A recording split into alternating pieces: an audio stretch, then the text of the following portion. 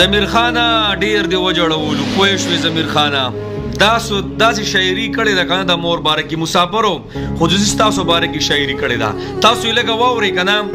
ما خو چې هر کله اورم زه جاړم الله اکبر کې لږه تاسو واورئ ځه د مور نصیب زما د یو ورور په واده کې نو و زما نصیب زما د مور په جنازه کې نو مسافر زما خو بل ارمان په زړه کې نو و زما نصیب زما د مور په جنازه کې نو ہے زما نصیب زما د مور په جنازه کې نو يرور غاړه راکړه په جړا جړا پزمک پریوته او یې خویندو مې سر سر تور کورور په حوصله کې نو زما نصیب زما د مور په جنازه کې نو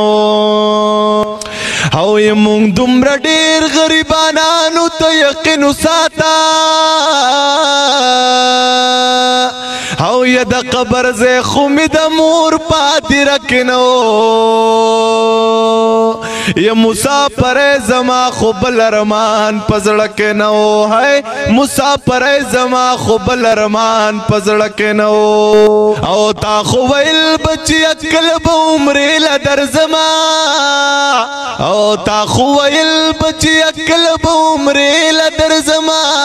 یا مور رب دې وبخ نصیب دې په کعبه کې نو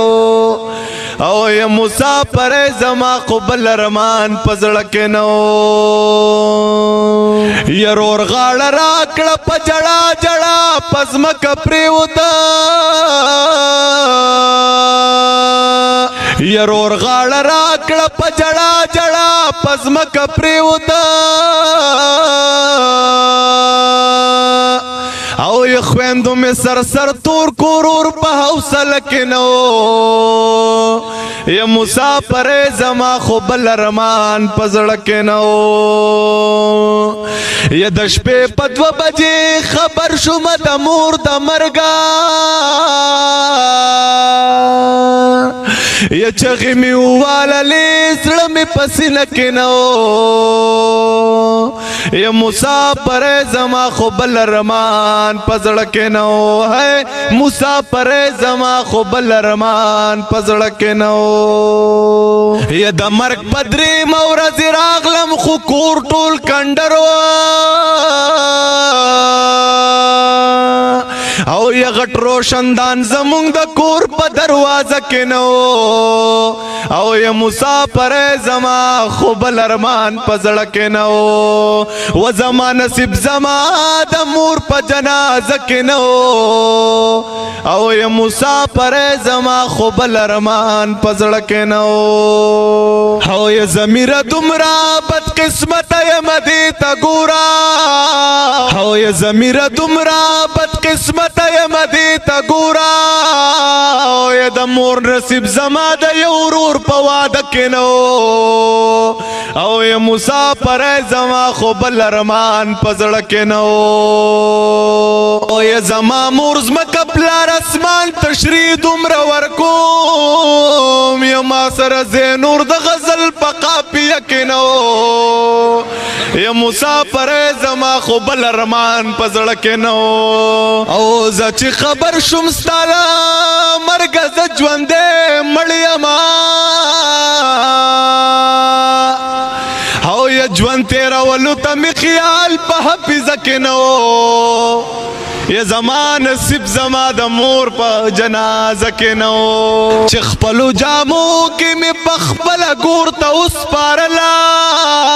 یا کفن د قرضو په ټوله خاریه کې نو یا زما نصیب زما د مور په جنازه کې نو درانه شاعري دې کړې ده اے خلکو د خپلو میندو بس خدمت وکړئ بس د مور او پلار خدمت وکړئ مونږ خو په هغه سب کې ودرو چې هېڅ راسره نشته بس سهار خپلې مور قبر له ورغلی وم بس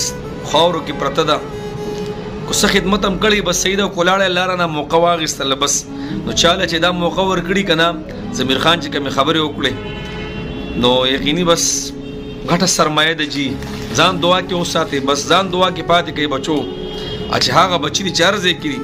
مسافر دي د خپل مور او پلار خدمت کوي رنګ ورته کوي تاسو په رنګ باندې ډېر خوشحالي اکثر ودونه وشي بیا خپل مور او پلار څوک نه یادې نو بس الله دې موږ معاف